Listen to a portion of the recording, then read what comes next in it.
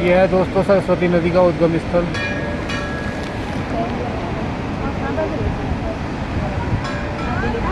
आप देख पा रहे हो माता सरस्वती नदी यहाँ से निकलती है। जब व्यास जी वेदों की रचना कर रहे थे, गणेश जी लिख रहे थे, तो गणेश जी को लिखने में होने वाली परेशानी की वजह से तो सरस्वती की नदी के निकलने वाले स्वर से, आवाज़ से, तेज ध्वनि से तो परेशान हो रहे थे, तो उन्होंने यहाँ से ही उन्हें श्रापित किया था कि जाओ तुम आगे, यहाँ से तो निकलोगी लेकिन आगे कहीं पहुँच नहीं पाओगी।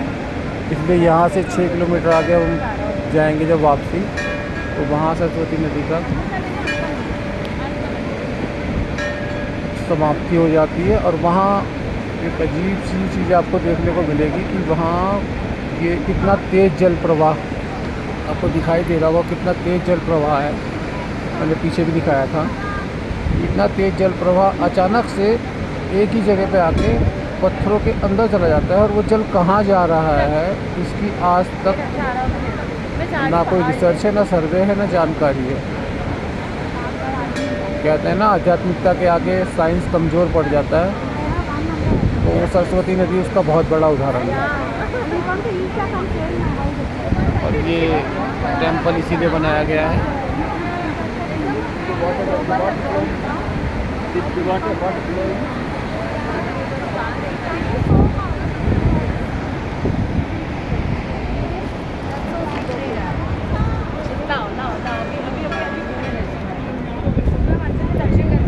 ये है आपकी हिंदुस्तान की संस्थान माना।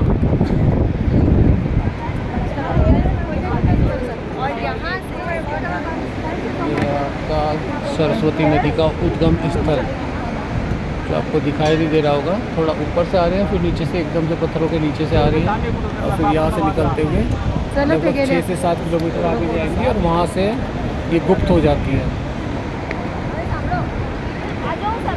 श्रद्धालुओं की भीड़ आप देख ही रहे होंगे।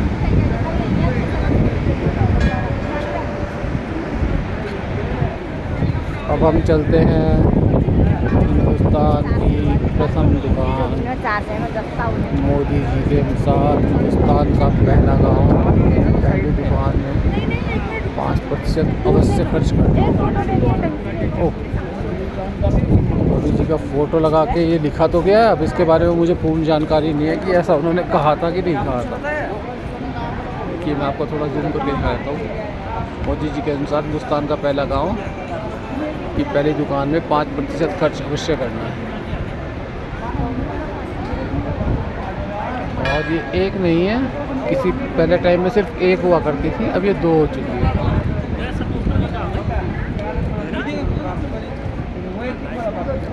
अब देखिए ये चट्टान जो आपको दिखाई दे रही है, इसी को भीमशिला बोला गया है। यही भीम जी ने उठा के रखी थी ताकि द्रौपदी जी जहाँ से लोग आ रहे हैं इस स्थान को पार कर सकें। अब देखिए कितना विशाल काय स्वरूप होगा, कितने शक्तिशाली होंगे वो लोग, जिनके लिए ये जो आज की आधुनिक मशीनों से उठाए जाने वाले भी पत्थर नहीं है, वो उठाकर उन्होंने आसानी से रख दिया। और आपके सामने बोर्ड लिखा होगा, शरणार्थी और उनकी ओर बढ़ते हुए इस स्थान पर सरस्वती नदी को पार करने हेतु महाबली भीमसेन ने एक विशाल पत्थर की शिला उठाकर पुल का निर्माण किया था। इस पुल से पार होकर पांडव आगे बढ़े, तब से यह पुल भीम पुल के नाम से प्रसिद्ध हुआ।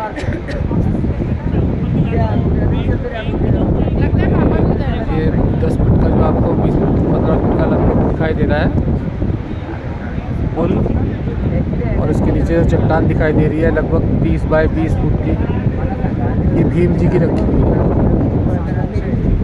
और सरस्वती नदी ये आगे देखिए आप कहाँ तक जा रही है, लेकिन यहाँ से आगे ये सिर्फ 6-7 किलोमीटर जाती है, उसके बाद लुप्त हो जाती है।